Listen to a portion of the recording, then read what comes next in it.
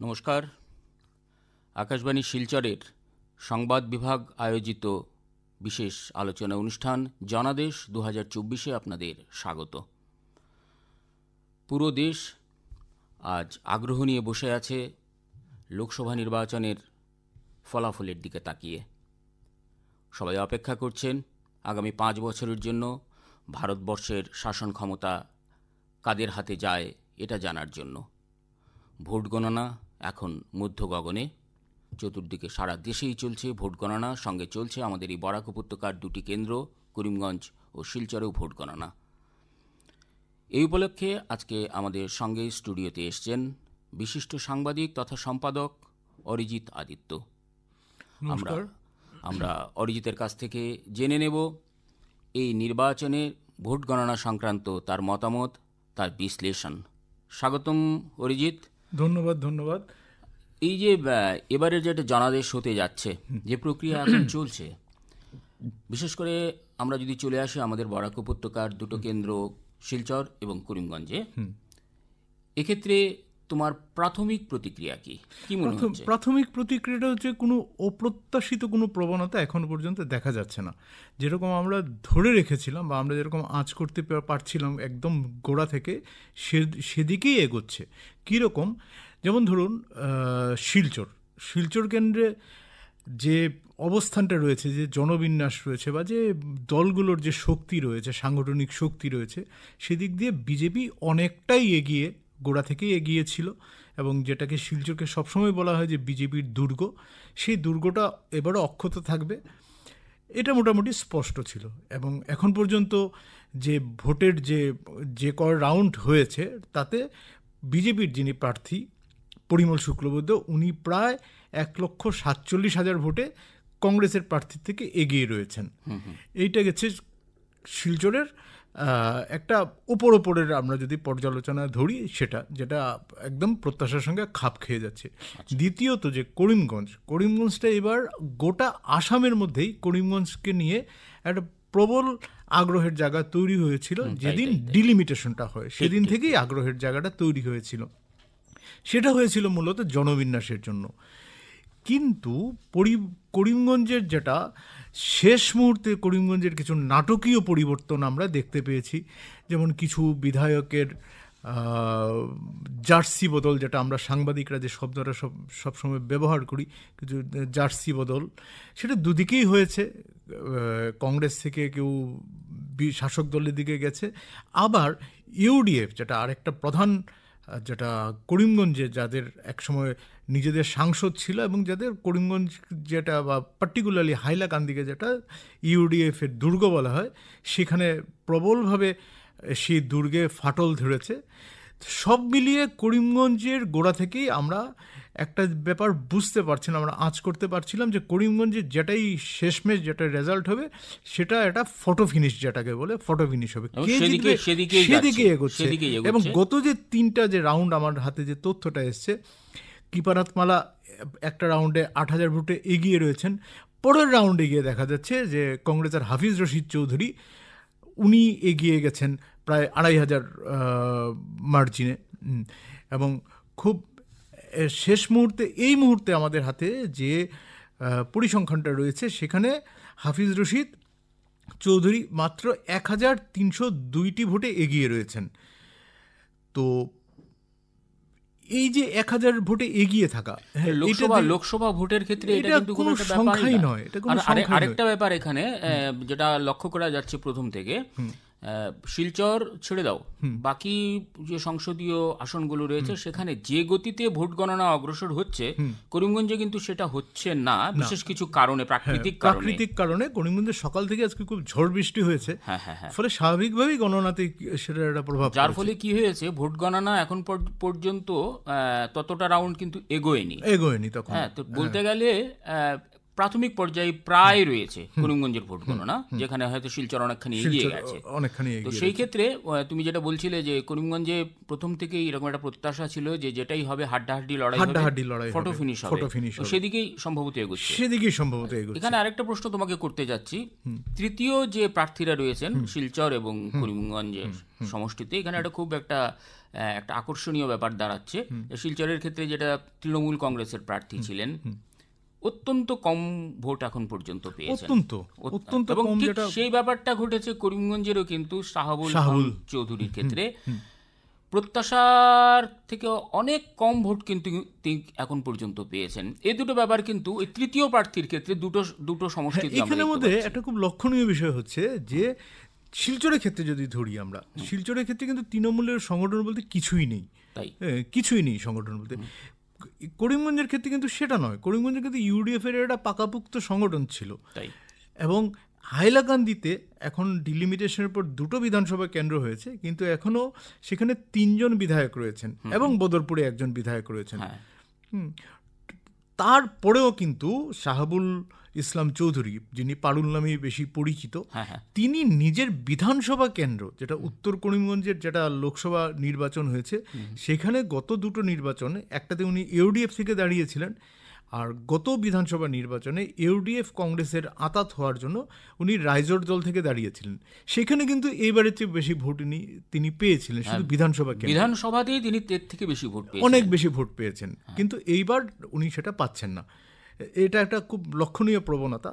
আবার রাধেশ্যাম বিশ্বাস, তার ক্ষেত্রে শিলচরের তৃণমূল প্রার্থী, তার ক্ষেত্রে ধরুন সংগঠন বলতে কিছু নেই, একমাত্র পরিচিত মুখ বলতে আমরা সুস্মিতা দেবকে চিনি এখানে। রাধেশ্যাম বিশ্বাস করিমগঞ্জ থেকে তিনি সাংসদ ছিলেন, কিন্তু তিনি সেই অর্থে যেটাকে আমরা হাই প্রোফাইল বলি, তার নিজস্ব যেটা একটা ক্রাউড পুলিং ক্ষমতা, সেটা অর্থে তো আমরা লক্ষ্য করিনি কখনো। লক্ষণীয় বিষয় হচ্ছে যে শিলচর বিধানসভায় কেন্দ্রের 2021 সালে আমাদের যিনি তার আগের বারের যিনি বিজেপি বিধায়ক ছিলেন দিলীপ পাল, তিনি কিন্তু শিলচর বিধানসভা কেন্দ্র 11,000-এর মতো ভোট পেয়েছিলেন, 11,000-এর উপর ভোট পেয়েছিলেন, কিন্তু 60টা বিধানসভা কেন্দ্র মিলিয়েও রাধেশ্যাম বিশ্বাসের ভোট এখনো 5,000-এর মতো বেশি যায়নি। হ্যাঁ, তো সেটা তৃণমূল কংগ্রেস বা মমতা বন্দ্যোপাধ্যায় বা সুস্মিতা দেব, ওদের যদি কোনো পরিকল্পনা থাকে যে এটা বাঙালি প্রধান এলাকায় আমাদের একটা সংগঠনের বিস্তার ঘটাবো, তাদের আবার নতুন করে ভাবতে হবে। তো তাদের ভাবতে হবে নতুন করে। তুমি আগে বলেছিলে ইউডিএফকেও ভাবতে হবে ভবিষ্যৎ কর্মপদ্ধতি নিয়ে। একদম, কারণ ইউডিএফ এর যদি আমরা গোটা রাজ্যের যদি চিত্রটা দেখি, ইউডিএফ এর যিনি প্রধান মুখ, সেই বদরুদ্দিন আজমল কংগ্রেসের কাছে খুব বাজেভাবে হেরে যাচ্ছে। রকিবুল হোসেনের কাছে 2.5 লক্ষ ভোটে বদরুদ্দিন আজমল হেরে যাচ্ছেন। তো ফলে এখান থেকে বোঝা যাচ্ছে যে আসামের রাজনীতিতে 2005 সাল থেকে বা 2006-এর বিধানসভা নির্বাচনে ইউডিএফ প্রথমবার প্রতিদ্বন্দ্বিতা করে যেভাবে সাড়া ফেলেছিল এবং মোটামুটি তারা সেটা ধরে রাখতে পেরেছিল, সেই গ্রিপটা কিন্তু বদরুদ্দিন আজমলের এবার আলগা হয়ে যাচ্ছে। সেই গ্রিপটা আর তার হাতে নেই।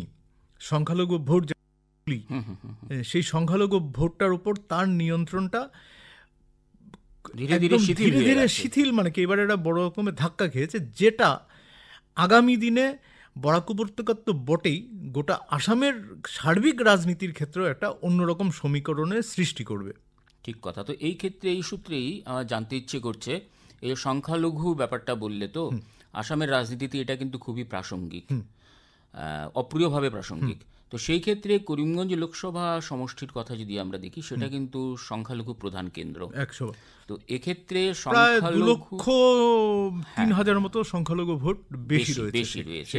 তো সেই ক্ষেত্রে দেখা যাচ্ছে যে বিজেপি প্রার্থী সমানতালে টক্কর দিচ্ছেন, একজন সংখ্যালঘু প্রার্থী কংগ্রেস প্রার্থী হাফিজ রশিদ চৌধুরীর সঙ্গে। এই ব্যাপারটাকে কি বলবে? না, এই ব্যাপারটা হচ্ছে যে এইখানের মধ্যে যে মুসলিম ভোটটা সংখ্যালঘু ভোট যেটা ধারণা করা হয়েছিল যে ইউডিএফ কংগ্রেসের ভোটটাকে ভাগ বসাবে, সেটা হচ্ছে না। শাহাবুল ইসলাম একদমই ভোট পাচ্ছে না। তাহলে এই যে সংখ্যালঘু ভোট যেটা সাধারণ হিসেবে যেটা কংগ্রেসের দিকেই যাওয়ার কথা, সেটা কিন্তু হচ্ছে না। তাই সেটা কেন হচ্ছে না? এখন ব্যাপার হচ্ছে যে আমরা করিমগঞ্জ লোকসভা কেন্দ্রটার মধ্যে দুটো জেলা রয়েছে। দুটো জেলার মধ্যে হাইলাকান্দি জেলা যেটাতে আমি শুরুর দিকে একবার বলেছি কথাটা, যে সেখানে তিনটে বিধানসভা কেন্দ্র ছিল, ইউডিএফ এর দখলে আছে, তিনটে ইউডিএফ এর দখলে ছিল, এবং করিমগঞ্জের 5টা ছিল, এখন ডিলিমিটেশনের 4টা হয়েছে, কিন্তু বিধায়ক এখনো 5 জন রয়েছে। তার মধ্যে 1 জন ইউডিএফ এর, 2 জন বিজেপির, 2 জন কংগ্রেসের। কিন্তু কংগ্রেসের 2 জনের মধ্যে 1 জন বহিষ্কৃত কংগ্রেস থেকে, সিদ্দিক আহমেদ, আরেকজন কমলাক্ষ দিয়ে পুরকায়স্থ। তিনি গত ফেব্রুয়ারি মাসে তিনি বিজেপির সরকারকে তিনি সমর্থন করেছেন। এখনও উনি বিজেপির দলে আনুষ্ঠানিকভাবে যোগ দেননি, কিন্তু উনি বিজেপির হয়েই প্রচার করছেন। ফলে করিমগঞ্জের যে 4 জন বিধায়ক, 4 জন বিধায়কই কিন্তু বিজেপির হয়ে কাজ করছেন। তাই হ্যাঁ, তো এইটা বিজেপির মানে বিধায়কদের নিজস্ব একটা ভোটের মধ্যে একটা প্রভাব থাকে। সেই প্রভাবটা হয়তো তাদের যে ভোটার রয়েছেন, সে ভোটার হিন্দু হতে পারেন, মুসলিম হতে পারেন, সে ভোটারদের প্রতি তার একটা প্রভাব থাকবে।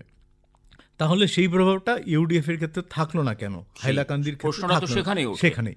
কিন্তু হাইলাকান্দির আমরা দেখেছি, হাইলাকান্দিতে এবার বদরুদ্দিন আজমল যখন প্রথম এলেন, ভোটের পরপর তখনও নির্ঘণ্টই প্রকাশ হয়নি, তখনই তাকে গো ব্যাক স্লোগান দেখানো হয়েছিল, এবং সেখানে বদরুদ্দিন আজমল সরাসরি তার বিধায়কদের বিরুদ্ধে উনি ক্ষোভ ব্যক্ত করেছিলেন, বলেছিলেন যে এই বিধায়করা পুরো দলকে ডুবিয়ে দিচ্ছে।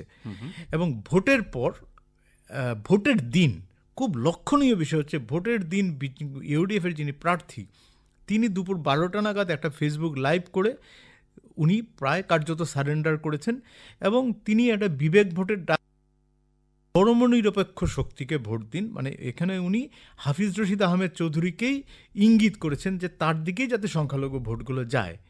এবং তারপরে আমরা একটা একটা অডিও ভাইরাল হয়েছে, যেখানে কাটলিছড়ার ইউডিএফ বিধায়ক সুজামুদ্দিন, তাকে বলতে শোনা গেছে যে আমি সরাসরি কংগ্রেসের হয়ে কাজ করে, মানে হাফিজ রশিদ আহমেদ চৌধুরীর হয়ে আমি কাজ করেছি।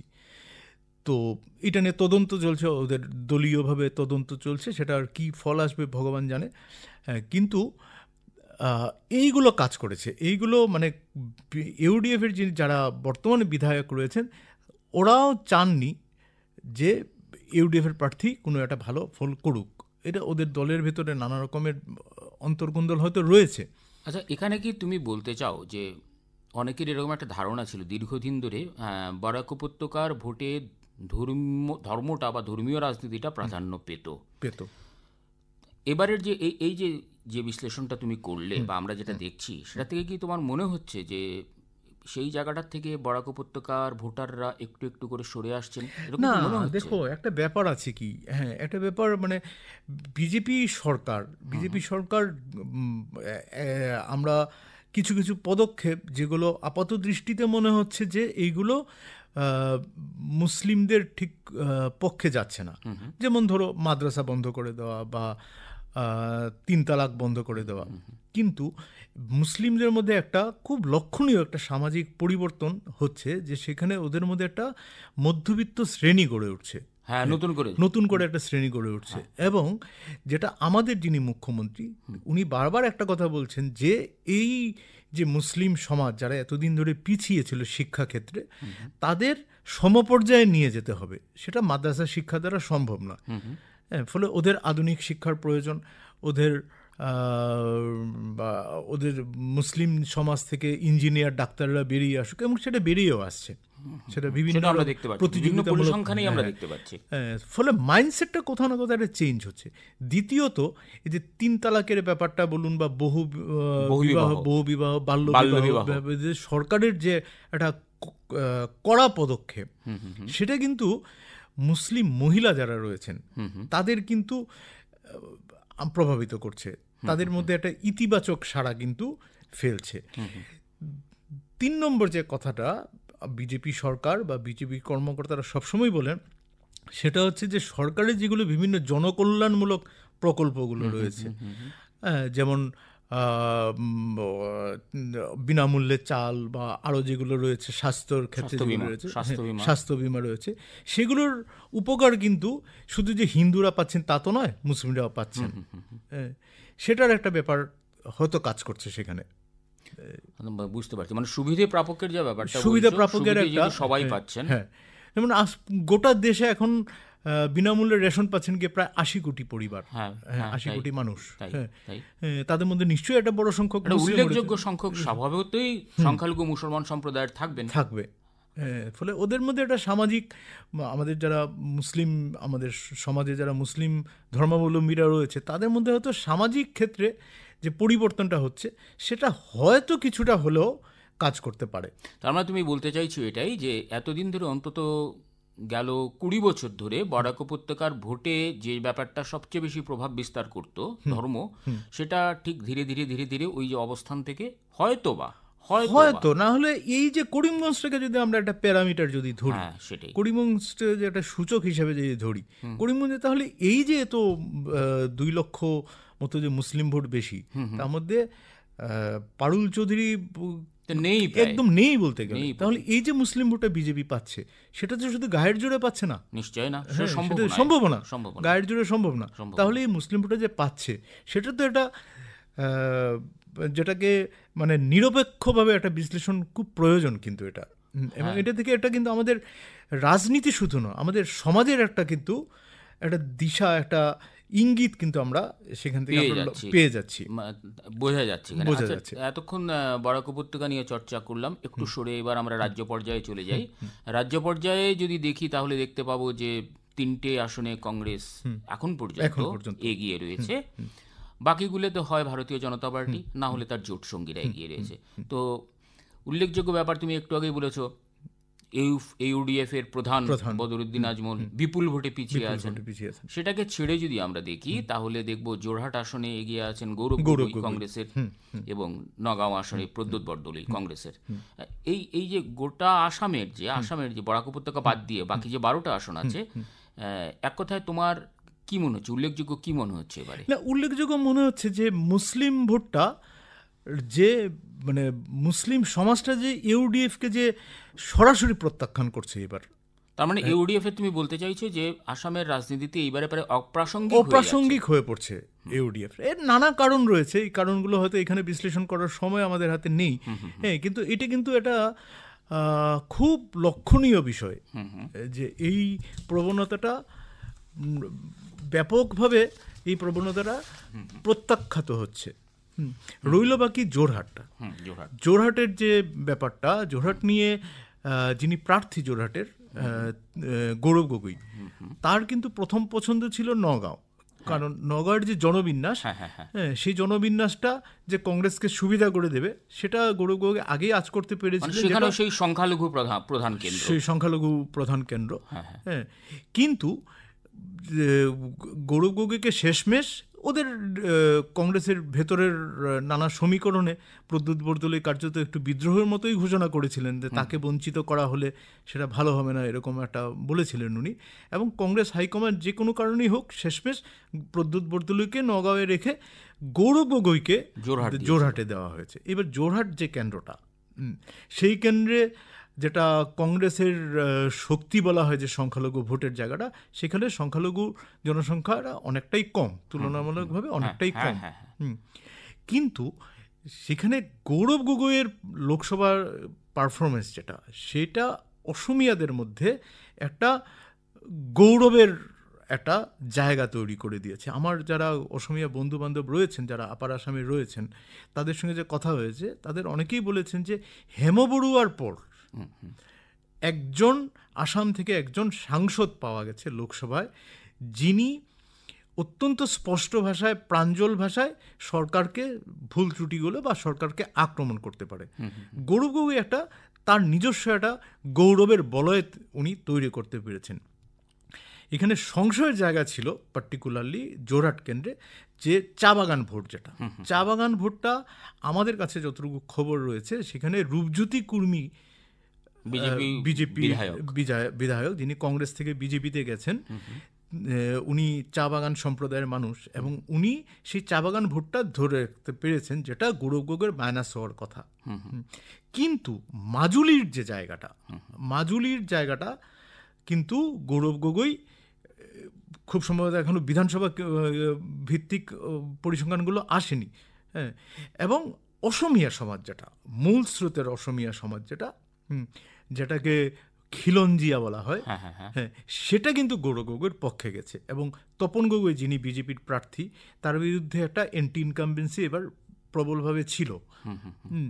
যেটা আরেকটা জিনিস এখানে মনে হয় আমার, যে গোটা ইলেকশনটাই প্রার্থীকে বিজেপির সেটার চেয়ে বড় হয়ে গেছে সেখানে নরেন্দ্র মোদী এবং হিমন্ত বিশ্ব শর্মা, ওরাই যেন আলটিমেট প্রার্থী হয়েছিলেন।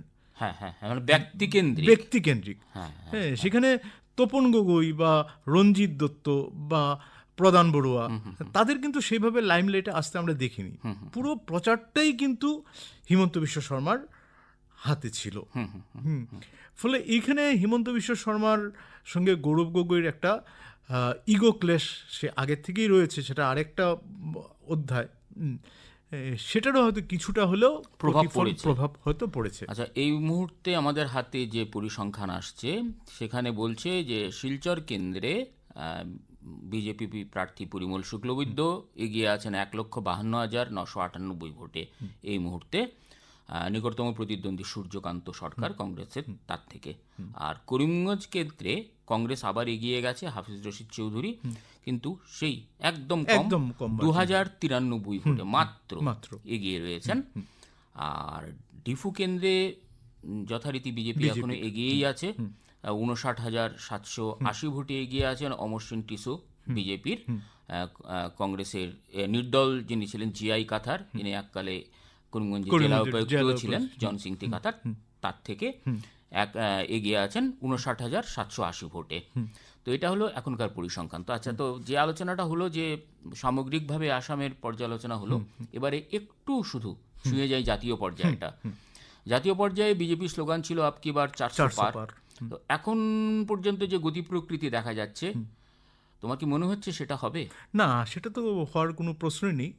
সেটা আসলে কি হয়েছে, আমরা কিছু না নেগেটিভ সংবাদ মাধ্যম তৈরি করে, এখন তো সংবাদ মাধ্যম বলতে গেলে নানা রকমের জিনিস এসে যায়, একটা অল্টারনেটিভ সংবাদ মাধ্যমও রয়ে গেছে কিন্তু এখন।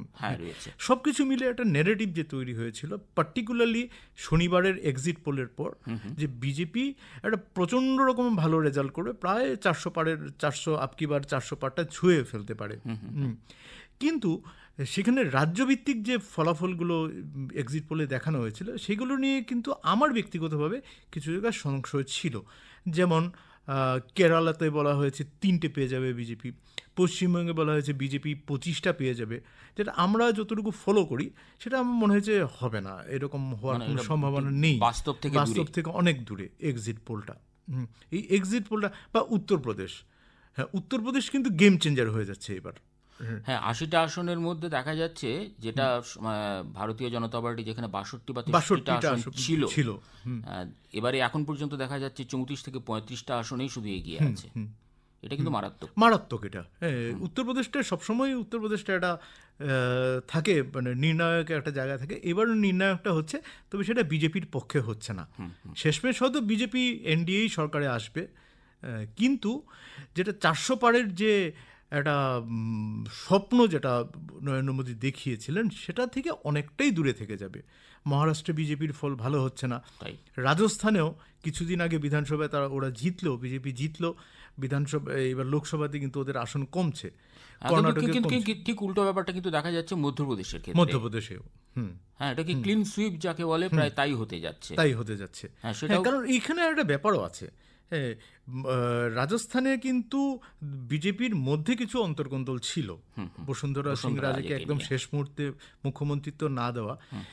মধ্যপ্রদেশে সেই অন্তর্কন্দলটা হতে পারত, কিন্তু মধ্যপ্রদেশে শিবরাজ সিং চৌহানকে কিন্তু লোকসভাতে প্রার্থী করে কেন্দ্রে নিয়ে আসা হচ্ছে।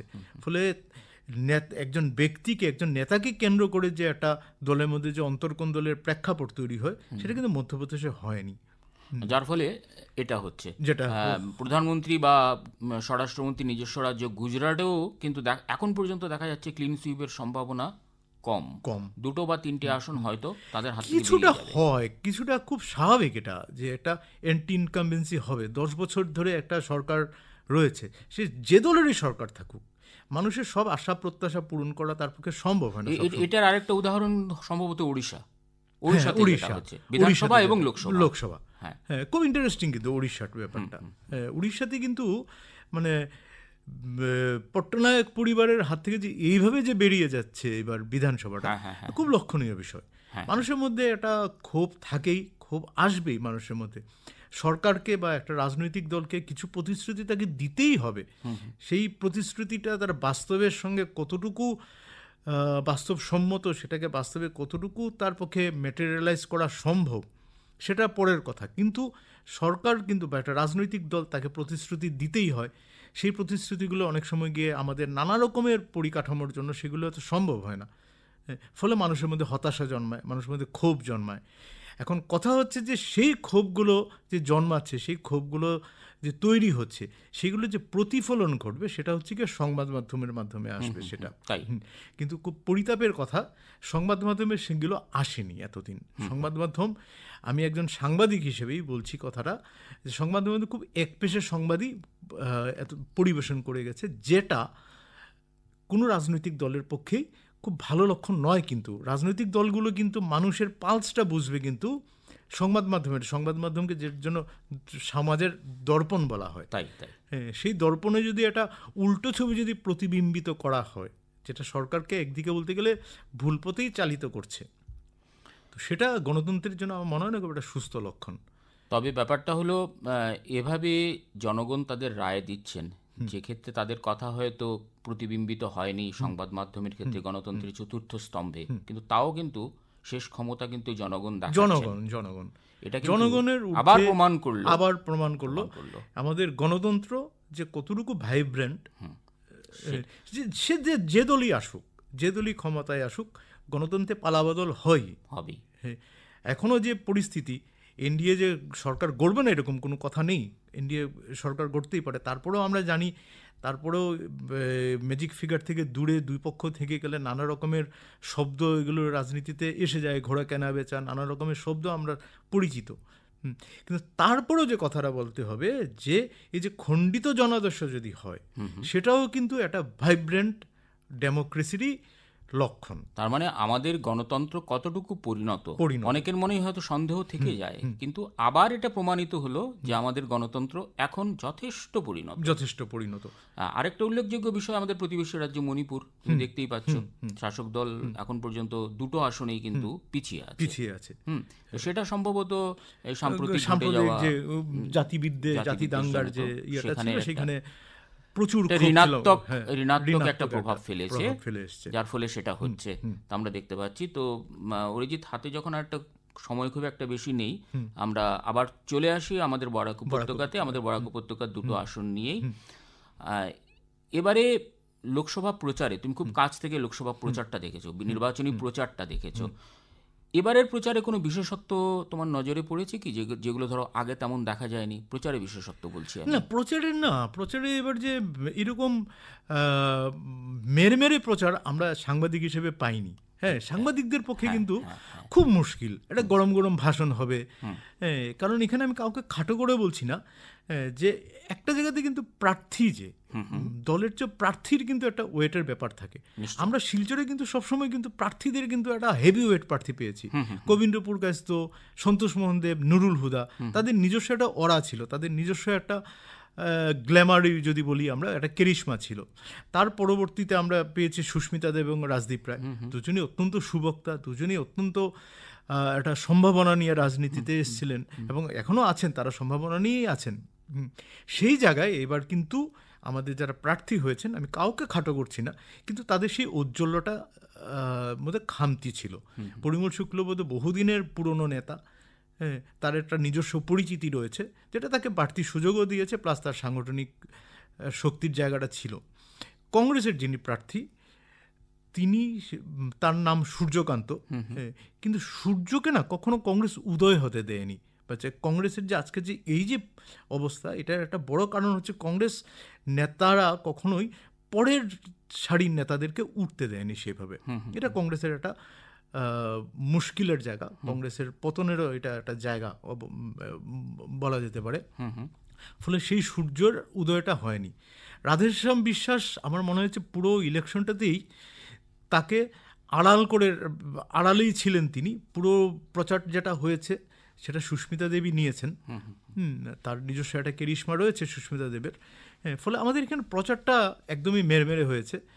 যা কিছু একটু জৌলস এনেছেন সেটা হচ্ছে হিমন্ত বিশ্ব শর্মা। তার নিজস্ব কেরিশমা দিয়ে তিনি রোড শো করেছেন, তিনি প্রচার করেছেন, এবং কিছুটা বাড়তি হলেও যেটা হয়তো কাজে আসেনি সেটা মমতা ব্যানার্জির একদিনের ঝড়ো প্রচারে যিনি এসেছিলেন। কিন্তু সেটার থেকে যেটা শিক্ষা পাওয়ার তৃণমূলের, যে আমাদের এখানে যে শুধু বাঙালি রাজনীতি, তৃণমূলের যেটা ইউএসপি বাঙালির রাজনীতি, সেটা চেয়েও বড় কথা হচ্ছে যে সংগঠনটা মজবুত হওয়া দরকার। স্বাভাবিক কথা। আর করিমগঞ্জের ক্ষেত্রে তো প্রচারের তো একাই লড়েছেন হাফিজ রশিদ আহমেদ চৌধুরী, একাই লড়েছেন। তার মনোনয়নের দিন প্রদেশ কংগ্রেসের সভাপতি আসার কথা ছিল, কিন্তু তিনি আসতে পারেননি, যে কোনো কারণেই হোক। পুরো নির্বাচনটাই হাফিজ রশিদ চৌধুরী একা লড়েছেন। ফলে প্রচারটা, হাফিজ রশিদ চৌধুরী বিজ্ঞ মানুষ, প্রাজ্ঞ মানুষ, কিন্তু তিনি সেই অর্থে ক্রাউড পুলার নন। হ্যাঁ, ফলে প্রচারটা এবার খুব মেরমেরেই ছিল। এবং আমাদের এখানের প্রচারের আমাদের এখানের আমাদের রাজনীতি সবসময় আলটিমেটলি ইলেকশনটা হয়ে গিয়ে একটা মেরুকরণের, ধর্মীয় মেরুকরণের। কিন্তু আমাদের খুব ভাগ্য ভালো আমাদের বরাক উপত্যকার, আমাদের প্রচারে কিন্তু কখনো ধর্মবিদ্বেষটা প্রকট হয়ে ওঠে না। সে একদম সন্তোষমোহন, নুরুল হুদা, কবীন্দ্র প্রকাশের সময় থেকে আমরা দেখেছি আজ পর্যন্ত, হ্যাঁ, বা সুস্মিতা দেব, রাজদীপ রায়, ওরা সবসময় কিন্তু একটা ডিগনিটি মেনটেন করেছেন। এবং এটা কিন্তু এবারও সেই ডিগনিটিটা মেনটেন করা, আমাদের সেই সুস্থ ঐতিহ্যটা আমাদের রয়েছে আমাদের এখানে। আলটিমেটলি হয়তো একটা হিন্দু মুসলিম টানাপোড়েনের একটা ভোট হয়, কিন্তু প্রচারে কিন্তু সেটা আসে না, কারণ আমরা একদম সামাজিকভাবে একটা ঘনিষ্ঠ অবস্থানে আমরা রয়েছি। তাই তো ঠিক আছে, আমরা প্রায় শেষ সময় প্রায় চলে এসেছি। তার আগে যে নতুন খবরগুলো আমাদের কাছে আছে একবার চোখ বুলিয়ে নেওয়া যাক। এই মুহূর্তে পাওয়া খবরে শিলচর আসনে বিজেপি প্রার্থী পরিমল শুক্লবৈদ্য 1,68,781 ভোটে এগিয়ে আছেন। তিনি পেয়েছেন 3,31,935টি ভোট।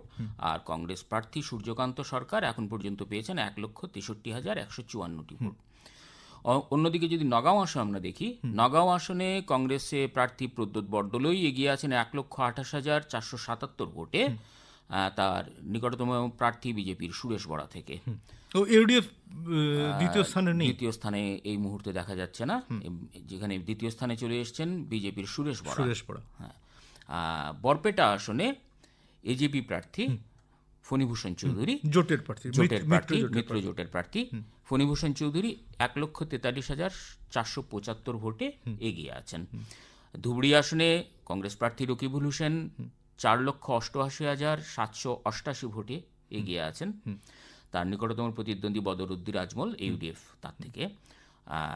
গুয়াহাটি আসনে বিজেপি প্রার্থী এগিয়ে আছেন 1,70,542 ভোটে কংগ্রেস প্রার্থী মীরা বরঠাকুর গোস্বামীর থেকে। আর বিজুলি কলিতা মেথি গুয়াহাটির বিজেপি প্রার্থী। আর জোরহাট আসনে কংগ্রেস প্রার্থী গৌরব গগৈ এগিয়ে আছেন 1,11,456 ভোটে এগিয়ে আছেন এখন পর্যন্ত। তো সেভাবেই চলছে এই সর্বশেষ পাওয়া খবর অনুযায়ী আমাদের এখানে। কিন্তু মানে শেষ পর্যন্ত যেটা থাকছে সাসপেন্স, সেটা করিমগঞ্জ নিয়ে থেকে যাচ্ছে। একদম গণনা শেষ না হওয়া পর্যন্ত কিছুই বলা, করিমগঞ্জের কথা কিছু বলা যাবে না। এবং করিমগঞ্জ যেহেতু আমাদের বরাক উপত্যকার অংশ, আমরা অধীর আগ্রহে আমরা সেটা কি হয়। হ্যাঁ, তো ঠিক আছে, আমাদের আলোচনার শেষ পর্যায়ে চলে এসেছি। অরিজিৎ, তুমি আমাদের এখানে তোমার এত ব্যস্ত সময়ের মধ্যে এসছো, তোমার মূল্যবান সময় এই আলোচনায় ব্যয় করেছো, তোমাকে অসংখ্য ধন্যবাদ। আর শ্রোতা বন্ধুরা, আজকের এই অনুষ্ঠান জনাদেশ 2024 আমরা এখানেই শেষ করছি। সবশেষে একটা কথাই বলবো, এবারের লোকসভা নির্বাচন আবারও প্রমাণ করে দিয়ে গেল ভারতের গণতন্ত্র কত মজবুত, কত পরিণত। ভারতবাসী হিসেবে, ভারতের নাগরিক হিসেবে আমরা গর্বিত। আপনাদের সবাইকে অসংখ্য ধন্যবাদ।